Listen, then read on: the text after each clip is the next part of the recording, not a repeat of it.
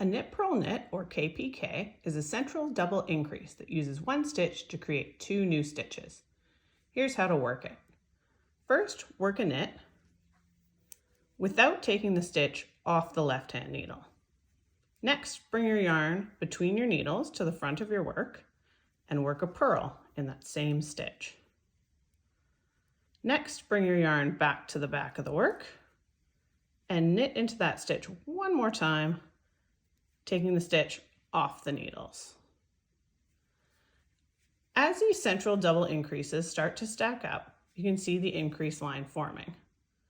For more information on types of increases and increase lines, check the tutorial link in the video notes.